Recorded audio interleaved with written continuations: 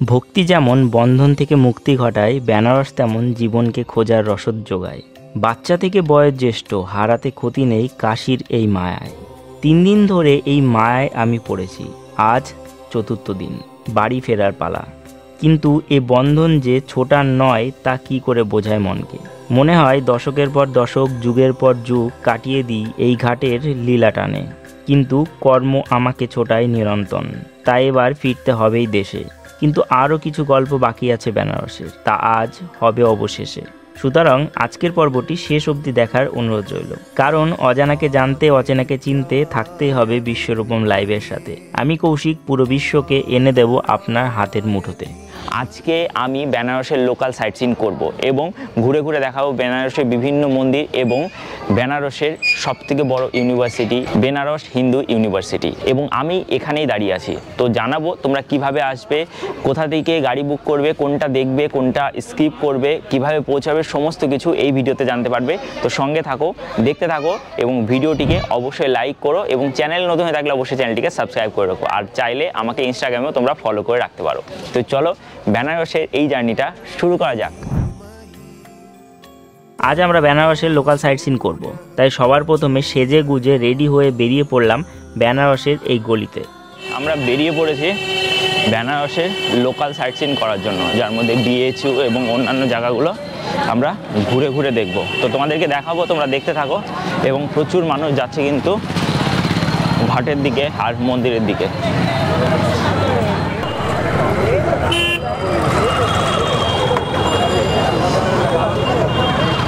বারাণসীতে কিন্তু এখন চলছে বেলুন ফেস্টিভ্যাল। 500 টাকা করে পার হেড নেবে। এই বেলুনে করে সম্পূর্ণ বারাণসী শহর ঘোরাবে। আমার পেছনে দেখতে পাচ্ছ বেলুন, ওই যে এই সাইডে একটা আর এই সাইডে একটা।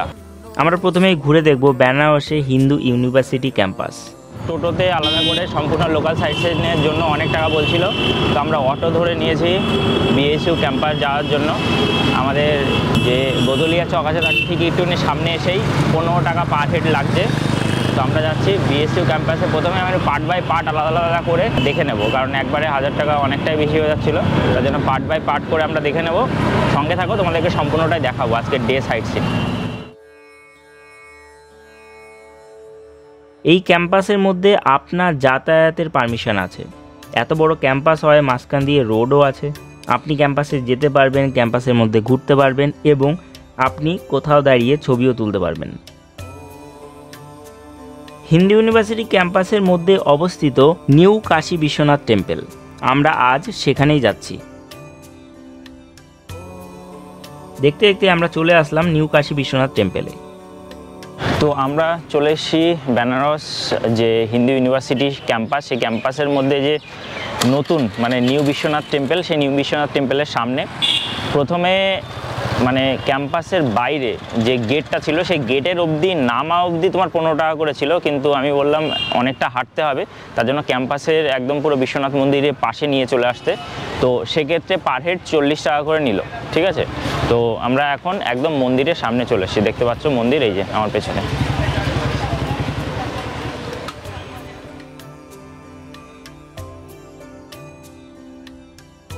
বেনারস হিন্দু ইউনিভার্সিটি হলো এশিয়ার সবথেকে বড় ইউনিভার্সিটি ক্যাম্পাস। এত বড় ইউনিভার্সিটি ক্যাম্পাস আমরা আমাদের প্রথমে বলেছিলাম যে গেটে নামিয়ে দিতে, যেখানে 15 টাকা করে লাগছিল, কিন্তু গেটে নামালে আমরা এতটা হেঁটে আসতে সত্যিই আমাদের খুবই অসুবিধা হয়ে যেত। তো অটোতে করে একদম গেটের থেকে একদম বিশ্বনাথ মন্দিরের সামনে চলে এসেছি। তার জন্য আরও এক্সট্রা 25 টাকা করে লাগলো, মানে টোটাল 40 টাকা করে লাগলো বেসিক্যালি।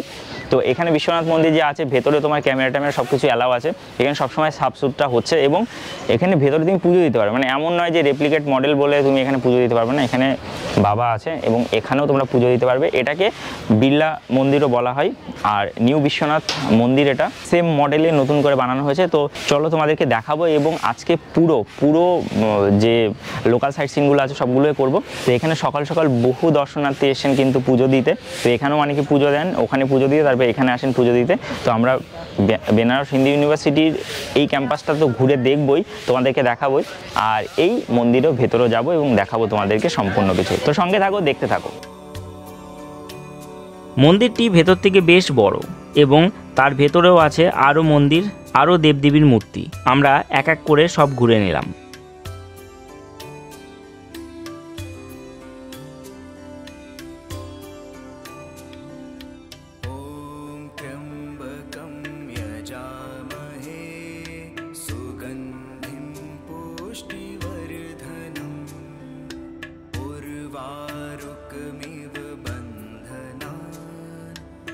এটা বিশ্বনাথ মন্দিরের দোতলা এবং এখানেও মন্দির আছে কিন্তু, তো চলো সেই জায়গাটায় যাব।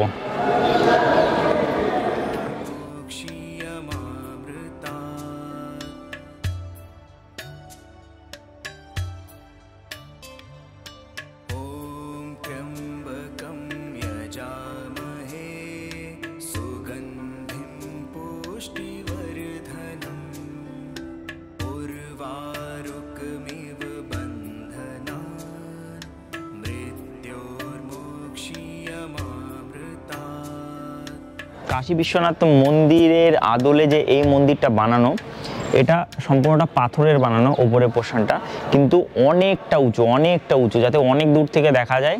অনেকটা উঁচু, দেখো এর চূড়াটা। কাশী বিশ্বনাথের মন্দিরের চূড়া কিন্তু অতটা উঁচু না, যেহেতু ওটা পাথরের বানানো এবং তারপরে সোনা দিয়ে মোড়া, কিন্তু এটা পাথরের বানানো হলেও এতটা উঁচু না। পাথর আর সিমেন্ট দিয়ে বানানো, কিন্তু অনেক উঁচু এটা, প্রচণ্ড উঁচু। আর ওপরে দোতলাতেও বহু ঠাকুর এবং বহু মনীষীদের জীবনী বা বাণী লেখা আছে। তো তোমরা উপরে এসো এবং পুরো ক্যাম্পাসটা ঘুরে নিও, খুবই ভালো লাগবে তোমাদের। প্রায় ঘন্টাখানেক সময় এখানে কাটিয়ে এখান থেকে আমরা আজ বেরিয়ে যাচ্ছি আমাদের নেক্সট ডেস্টিনেশনে। আমরা বেনারস হিন্দু ইউনিভার্সিটি থেকে দেখে নিলাম এখানকার যে বিশ্বনাথ মন্দির। তারপরে এখান থেকে অটো নিয়ে নিয়েছি, অটোতে ভাড়া লাগছে, একটা অটো রিজার্ভ করতে হবে। এখান থেকে যাব রামনগর ফোর্ট। তো রামনগর ফোর্ট দেখার জন্য এখান থেকে মোটামুটি 3.5 কিলোমিটার। তো রিজার্ভে যেতে গেলে তোমার লাগছে 150 টাকা। 2 জন থাকো, 3 জন থাকো, 4 জন থাকো, 150 টাকা যাই দেবে না কেন, 150 টাকা লাগবে, ঠিক আছে। তো আমরা এখান থেকে বেরিয়ে পড়েছি রামনগর ফোর্ট যাওয়ার জন্য, এবং হিন্দু ইউনিভার্সিটি যে ক্যাম্পাস, সেই ক্যাম্পাসের মধ্যে দিয়ে যাচ্ছি, দেখতে থাকো।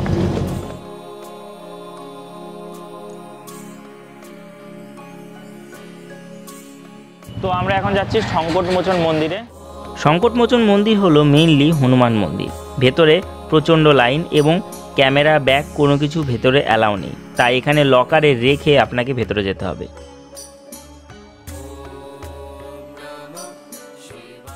সংকটমোচন মন্দির ভেতর থেকে দর্শন করে আসলাম। এটা বেসিক্যালি হনুমান মন্দির এবং অনেকটাই লাইন পড়েছে এখানে, কিন্তু হনুমান মন্দিরে প্রচুর লাইন পড়ে, অনেকে ভেতরে হনুমান চালিসা পাঠ করছে।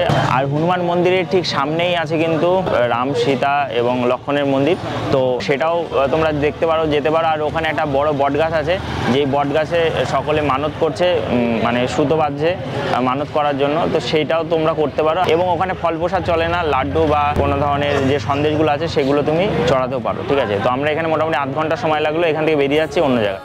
সংকটমোচন মন্দির দেখে আমরা বেরিয়ে গেলাম আমাদের নেক্সট ডেস্টিনেশনের দিকে।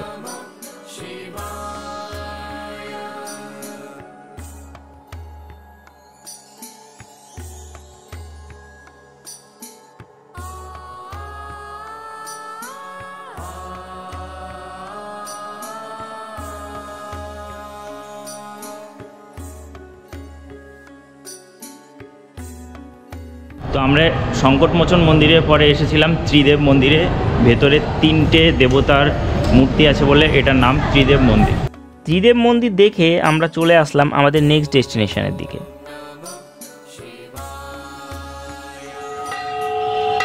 এটা তুলসী মানস মন্দির, যেখানে তুলসীদাস রামায়ণ লিখেছিলেন, ঠিক এই জায়গায় বসে।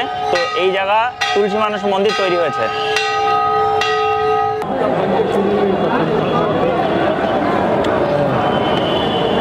তুলসীদাস রামচরিতমানস এখানে বসে রচনা করেছিলেন, তার জন্যই এই জায়গায় একটা মন্দির তৈরি করা হয়েছে, তুলসী মানস মন্দির। তো সেই মন্দিরের ভেতরে আছি, এখানে রাম মন্দির আছে, মানে রাম সীতা লক্ষ্মণের মন্দির আছে এবং তুলসীদাসজির মূর্তি আছে। এই যে দেওয়ালে সব দেখতে পাচ্ছ, এটা রামায়ণ রামচরিতমানস লেখা এখানে।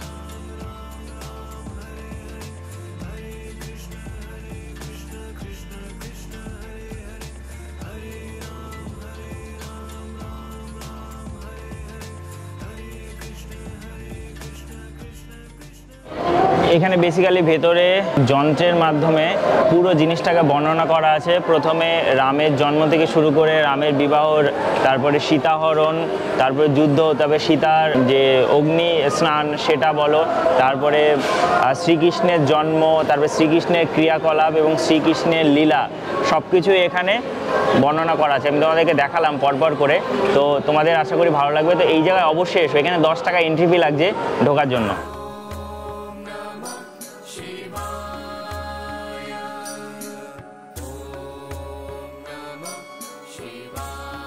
সর্বপল্লী রাধাকৃষ্ণন 1964 সালের 29শে নভেম্বর এই মন্দির কিন্তু প্রতিষ্ঠা করেন। তুলসী মানস মন্দির দেখে আমরা চলে আসলাম আমাদের পরবর্তী ডেস্টিনেশনের দিকে। সেটি হলো বেনারসের আদিশক্তি দুর্গা মন্দির।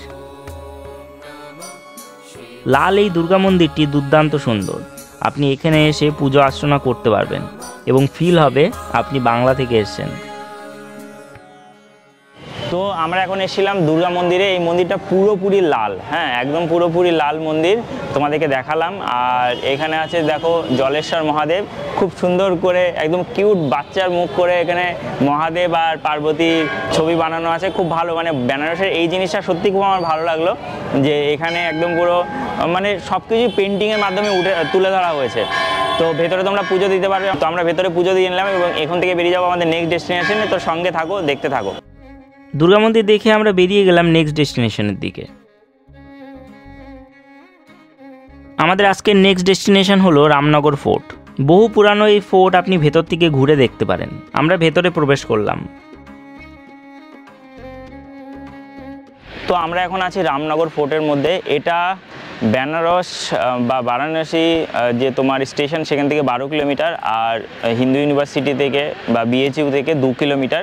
তো এই যে রামনগর ফোর্টটা দেখতে পাচ্ছ, এই রামনগর ফোর্টটা কিন্তু টোটালি মুঘল স্টাইলে বানানো হয়েছে। 1750 সালে কাশীর রাজ মহারাজ বলবন্ত সিং এটা কিন্তু বানিয়েছিলেন এবং তার যে পরবর্তী প্রজন্ম 1971 সাল অবধি এই ফোর্টে থাকতেন এবং তারপরে অবলুপ্ত হয়ে যায়। এই ফোর্টটা গঙ্গা নদীর পূর্ব ধারে অবস্থিত এবং এর অপোজিট ঘাট হচ্ছে তুলসী ঘাট। তো এই ফোর্টের মধ্যে আছে মিউজিয়াম, ভেতরে প্রবেশ করতে 75 টাকা এন্ট্রি ফি লাগবে। তো তোমরা যদি ভেতরে চাও তাহলে মিউজিয়ামের মধ্যে প্রবেশ করতে পারো। আমরা প্রবেশ করব, মিউজিয়ামের মধ্যে দেখব। আর এই যে পুরো আর্কিটেকচার দেখতে পাচ্ছ, এই পুরো গেটটা যা দেখতে পাচ্ছ, এটা হলো টোটালি মুঘল স্টাইলে বানানো, ঠিক আছে, 1750 খ্রিস্টাব্দে। তো আমরা এটা দেখবো চারিদিকে, তোমরা দেখো এবং তোমাদেরকেও দেখাবো, আশা করি তোমাদের ভালো লাগবে। রামনগর ফোর্টে আছে মিউজিয়াম, তাছাড়া এই ফোর্টের সৌন্দর্য দেখতেও আপনার দারুণ লাগবে।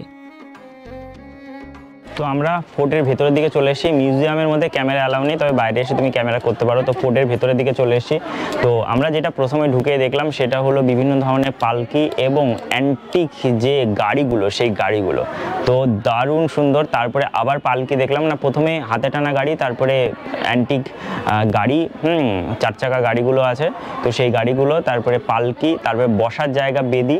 তারপরে এই ওপরের একটা মিউজিয়ামে ঢুকলাম। সেই ওপরে মিউজিয়ামে ঢুকে আমরা দেখতে পেলাম যে বিভিন্ন পোশাক আশাক এবং যন্ত্রাদি, তানপুরা, বীণা এগুলো আছে।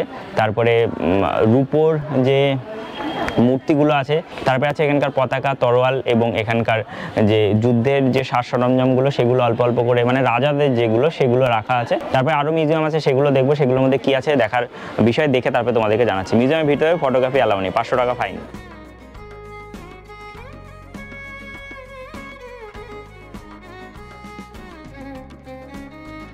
তো এখানে একটা মিউজিয়াম আছে, সেই মিউজিয়ামে গেলাম। এই যে দেখতে পাচ্ছ এই মিউজিয়ামে ভেতরে যা আছে সেগুলো সমস্ত অস্ত্র শস্ত্র আর বন্দুক। ভাই এত ধরনের ভ্যারাইটিস বন্দুক, আমি তো একটা বন্দুক দেখলাম যেগুলো 1 শট গানগুলো হয়, প্রায় 9 ফুট লম্বা, মানে ওইভাবে তো দেখা যাচ্ছে না, আমি হাত দিয়ে মাপলাম, প্রায় 9 ফুট লম্বা বন্দুক। তারপরে তরোয়াল আছে, 5 কিলো ওয়েটের তরোয়াল, হ্যাঁ, মানে ওটার উপর আবার অনেক ডিজাইন করা আছে, সংস্কৃতে অনেক কিছু লেখা আছে। 5 কিলো ওজনের তরোয়াল, প্লাস ওখানে হাতির দাঁত দিয়ে তৈরি করা বিভিন্ন আসবাবপত্র এবং যে ছোট ছোট চাকুগুলো হয় সেগুলোর হ্যান্ডেলও কিন্তু হাতির দাঁত দিয়ে তৈরি। সেগুলো দেখলাম। আর এখানে রাজরাজারা যে পশু শিকার করেছিলেন সেই তোমার হরিণের মাথা বা শিং এখানে রাখা আছে। আর এক সময় ব্রিটিশরা যখন এখানে আসতেন তখন কয়েন উপরের দিকে তুলে বন্দুক দিয়ে শ্যুট হতো, তো সেই কয়েনগুলো এখানে রাখা আছে, কয়েনের মাঝখানে মাঝখানে ফুটো হয়ে আছে।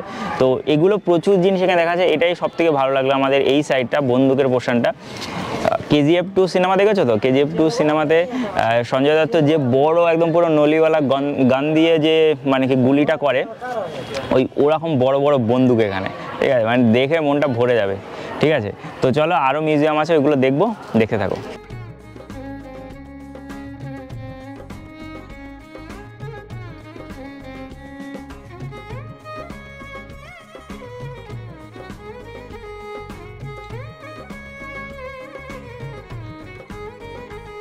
তো রামনগর ফোর্টের থেকে গঙ্গা এরকম দেখায়, মানে আমরা গঙ্গার পাড়ে চলে এসেছি, ভেতর দিয়ে আসতে হবে। আর এখানে এই যে আমার পেছনে ফোর্ট দেখতে পাচ্ছ, এই যে আমার পেছনে ফোর্ট দেখতে পাচ্ছ, পুরো রামনগর ফোর্টটা এখান থেকে দারুণ সুন্দর লাগে। আর ওখানে ব্রিজ থেকে দাঁড়ালে আরও বেশি সুন্দর লাগবে আশা করি, হেবি সুন্দর।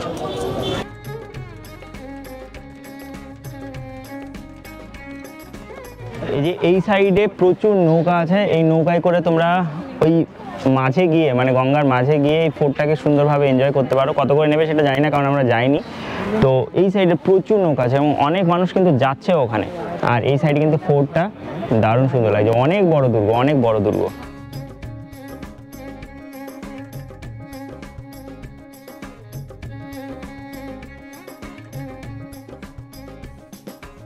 তো এখানে মোটামুটি 3টে মিউজিয়ামই আছে, তো দেখে নিলাম এবং লাস্টে গেলাম গঙ্গার পাড়ে এবং গঙ্গার পাড়টা দেখে নিলাম। আর এখানে থাকছেও, মানে রেসিডেন্টও আছে এখানে, ওই সাইডটা যেতে দিচ্ছে না, নো এন্ট্রি। এই সাইডেও রেসিডেন্ট আছে, নো এন্ট্রি। তো মানে অনেকে লাইভ থাকছে, মানে এখনও থাকছে। তো ওখানকার যে বাইরে থেকে, গঙ্গার বাইরের সাইডটা থেকে দেখে বুঝতে পারলাম যে ওখানে লোকজন থাকছে। তো ওই পোর্শনটাতে যেতে পারলাম না, তবে যারা থাকছে সত্যি খুব মানে লাকি, বা ওই রাজারই বংশধর হবে, তো তার জন্যই তারা ওখানে হয়তো বা থাকছে। রামনগর ফোর্ট দেখে আমরা বেরিয়ে এলাম এবং এগোলাম আস্সিঘাটের দিকে। আস্সিঘাটের পাশে আছে কিন্তু ঝাঁসি রানী লক্ষ্মীবাইয়ের জন্মস্থান। তো একটু কারেকশন করে নিই, অটোতে কিন্তু শুধুমাত্র রামনগর ফোর্ট অবধি যাইনি, অটোতে কথা বলে নিয়েছিলাম 3টে মন্দির এবং রামনগর ফোর্ট আর আমাদের যে রানী লক্ষ্মীবাইয়ের যে জন্মস্থল আছে সেটা, এবং আমি বলেছিলাম যে আস্সিঘাটের এখানে আমাদেরকে নামিয়ে দিতে। তো টোটালি 600 টাকা, সেখান থেকে 500 টাকাতে উনি রাজি হলেন। তো 500 টাকা করে আসলাম। এবার বিষয়টা হলো যে ওনারা কিন্তু বহুবার চেষ্টা করবে যে বেনারসের শাড়ি সেন্টারে এরকম বলবে যে যেখানে শাড়ি তৈরি হয় মোদিজি বানিয়েছে, এন করেছে তেন করেছে। অ্যাকচুয়ালি ওনাদের ওখানে কমিশন থাকে। উনি এটাও বললো আপনার কেনার দরকার নেই, 10 মিনিট দেখে চলে আসেন, আমার লস হয়ে যাবে। মানে ওনাকে হয়তো বা পার কাস্টমার নিয়ে এসে দেওয়ার জন্য হয়তো বা 50 টাকা 100 টাকা বা 200 টাকা হয়তো দেয়। তো আমরা যাইনি, তার জন্য আমাদের একটু আগে নামিয়ে দিল। যাই হোক, এগুলো একটু বার্গেন করে নেবে, এটা হয় স্বাভাবিক, এটা নিয়ে কোনো কিছু ইয়ে করলে হবে না। আমরা চলে এসেছি, এবার রানী লক্ষ্মীবাইয়ের যে ইয়ে আছে, জন্মস্থল আছে, সেখানে যাব, তারপরে আস্সিঘাটে যাব।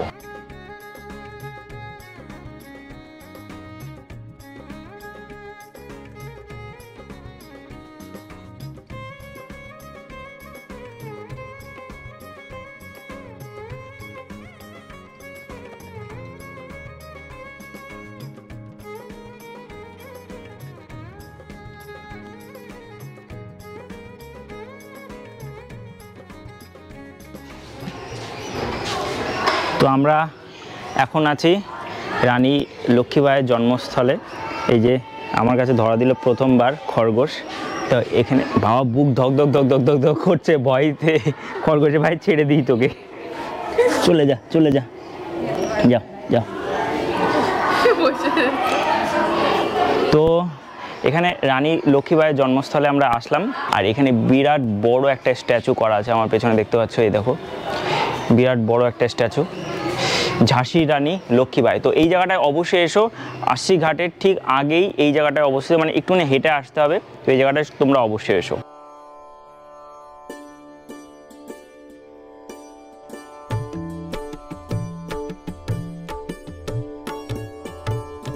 রানী লক্ষ্মীবাইয়ের জন্মস্থান দেখে আমরা আবার অটো নিয়ে এগোলাম গোধুলিয়া চকের দিকে। গোধুলিয়া চকে এসে আমরা সবার প্রথমে চলে আসলাম কাশি চাট ভাণ্ডারে। গতদিন চাট খেয়েছি রাত্রেবেলা, কিন্তু আজ দিনের বেলা। তো এখন আমি এখানে বসে খাওয়ার জন্য অর্ডার করলাম তোমার দই পুরি, যেটা দই ফুচকা বলতে পারো, তারপরে পালক পাট্টা চাট। পালক পাট্টা চাট কিন্তু এখানকার মোস্ট ফেমাস। আর একটা হচ্ছে চূড়া মাটার, চূড়া মাটারটাও ভালো। আর কালকে খেয়েছিলাম দই বল্লা, দই বল্লাটাও খুব সুন্দর, ওটা আমি রুমে নিয়ে গিয়ে খেয়েছিলাম। তো চলো দেবে এখনই, এখানে বানাচ্ছে।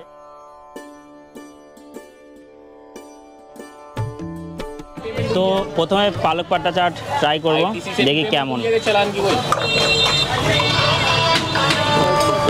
किया शुक्ला का फोन, किया शुक्ला का मेरे पे फोन आ गया मैडम का। वो मई खड़ी है, वो मुझसे ये कह रही है कि तुम इसकी आईडी से पेमेंट करा रहे हो। चेक कर इनके चेक कर। অ্যাকচুয়ালি নর্মাল চাটটাকে এত ধরনের মানে চাটনি দিয়ে এত সুন্দর করে বানিয়ে দিয়েছে, इनमें देख ये দারুণ সুন্দর লাগছে খেতে। তবে এই পালকটাকে প্রথমে আগে থেকে ভাজা, এই পালকটাকে আগে থেকে ভাজা। তোমরা এটা নাও ট্রাই করতে পারো, আবার ট্রাই করতেও পারো।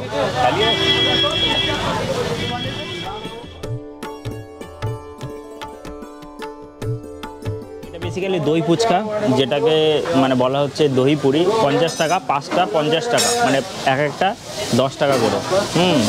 দই পুরি বা দই ফুচকা যেটাই বলো না, ভালোই ভারী, ভেতরে অনেক কিছু দিয়েছে।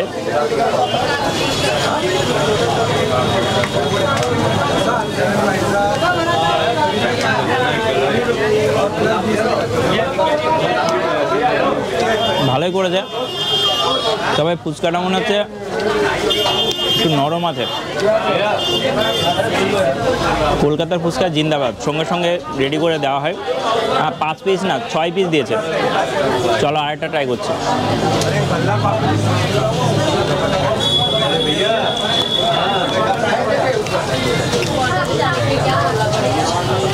ভালো, তবে একটু ই হলে ভালো হতো, মানে একটু নরম হয়ে গেছে।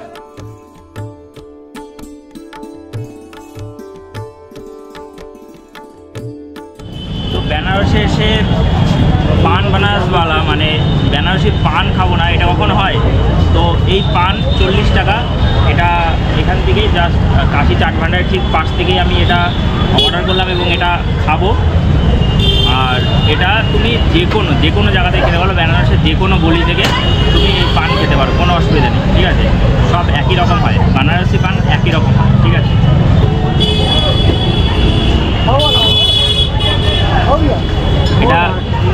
এটা আমি প্রথমবার না, আমি আগেও 1-2 বার পান খেয়েছি ছোটোবেলায়, এটা ট্রাই করছি। এই যে স্ক্রিনটা দেখতে পাচ্ছ, এখানে কিন্তু সন্ধ্যা আরতি, তারপরে সন্ধ্যাবেলা যে মন্দিরে পুজো হয় সেটা কিন্তু লাইভ দর্শন করা যায় এখানে, একদম পুরো লাইভ। এটা হলো গদুলিয়া চক, গদুলিয়া চকের মাঝখানে এরকম একটা স্ক্রিন লাগানো আছে বড়। এখানে এত ভিড়, মনে হবে যে সবসময় কোনো না কোনো মেলা বসেছে, এরকম ভিড় এখানে।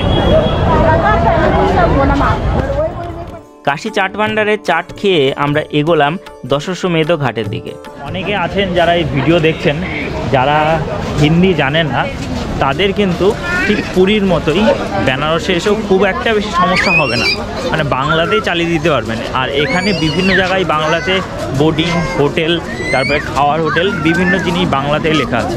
তো যাদের হিন্দি নিয়ে সমস্যা, তাদের কোনো সমস্যা নেই, এখানে বাংলাতেই এখানে কথা বলে সব কিছু মানে তার প্রবলেম সলভ করে ফেলতে পারবেন। গদুলিয়া চক থেকে আজ আবার আমরা দেখব বেনারসের সন্ধ্যা আরতি। যতবার দেখি ততবারই মনে হচ্ছে কিছু না কিছু কম আছে। বারবার আমার মন চাইছে দশাশ্বমেধ ঘাটের এই সন্ধ্যা আরতি দেখার জন্য, তাই আর কি এগিয়ে চললাম। কিন্তু আজ একটু অন্য সাজে, আজ কপালে দিয়ে নিয়েছি হর হর মহাদেবের ত্রিশূল। আর মহাদেবের কাছ থেকে ডাইরেক্ট আশীর্বাদ নিয়ে আমি এগোলাম এই দশাশ্বমেধ ঘাটে সন্ধ্যা আরতি দেখার জন্য। আমি কালকে রাত্রেবেলাও আরতি দেখেছি এবং আজকে আবার এসেছি। আমি তোমাদেরকে বলে দিচ্ছি কোন জায়গায় তোমরা বসবে। প্রথমত এই যে আরতি হচ্ছে, দেখো কোন জায়গায় বসে তুমি ভালোভাবে দেখতে পাবে। এই যে আরতি হচ্ছে, এই সামনে যে সাদা সাদাগুলো পাতা আছে, এটাতে তোমাকে 180 টাকা করে পেমেন্ট করতে হবে, ওই যেখানে কাশী বিশ্বনাথ ট্রাস্ট আছে ওখানে। তারপরে তুমি ওই সিটটা পাবে। আর এখানে এমনিতে অনেকগুলো চেয়ার বসানো আছে, এখানে বসলেও ভালো করে দেখতে পাবে। আর সাইডে যদি তুমি যাও তাহলেও কিন্তু তোমার মানে দেখতে হবে, কিন্তু সাইড হয়ে যাবে। এই যে এই সাইডে সাইড হয়ে যাবে। তো তার থেকে সবথেকে ভালো একটা জায়গা সেটা হলো একটা, তো ওই যে বোট আছে, বোটে 100 টাকা করে নিচ্ছে ওখানে দেখার জন্য, বসার জন্য। আর তাছাড়াও আছে সামনে এই ব্যাপার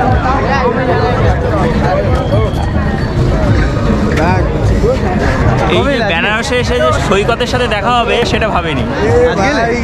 না, আমি তো কালকে চলে যাবো, 3-4 দিন হয়ে গেল আছে এখানে। তাই নাকি? দেখা গেছো? ও আচ্ছা আচ্ছা, কেমন একদম। আর সকলে যারা দেখছো তারা কিন্তু এই বেনারস সিরিজটাকে একদম লাইক করে দাও, আর যারা এখন সাবস্ক্রাইব করোনি আর আমার চ্যানেলে যারা আসছো সাবস্ক্রাইব করে দাও। ঠিক আছে, যাক চলো চলো চলো। হ্যাঁ ঠিক আছে, ভালো দেখো। তো এই সাইডে এইবার চলে আসছে হচ্ছে নিচে, একদম সামনে থেকে দেখবো বলে। সামনে অনেকগুলো খাট মতো, চৌকি মতো পাতা আছে, ঠিক ওই জায়গাটায় বসে দেখলে বেস্ট ওয়েতে তোমরা দেখতে পাবে। এই দেখো এই সাইডে এই যে বেদি করা আছে, আর এই সাইডে যে বসার জায়গা, এখান থেকে তোমরা দেখো তাহলে বেস্ট ওয়েতে তোমরা দেখতে পারবে। ঠিক আছে, এই দেখো বেস্ট ওয়ে হবে। আর তাছাড়া বোটের থেকেও তোমরা দেখতে পারো, সেক্ষেত্রেও তোমরা ভালোভাবে দেখতে পাবে।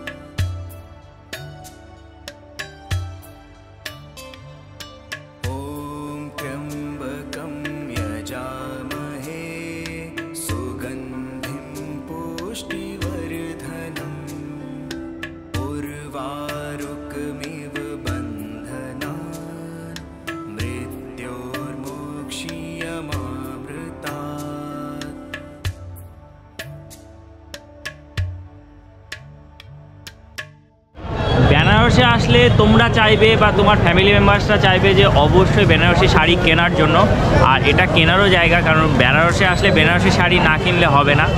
তবে বিষয়টা হলো যে সকলেই তোমাকে ডেকে ডেকে বলবে যে এখানে আসুন, ফ্যাক্টরি দেখুন, এটা government factory, government factory, government factory Banarasi sari. কিন্তু শাড়ির দাম 10,000, 15,000, 20,000।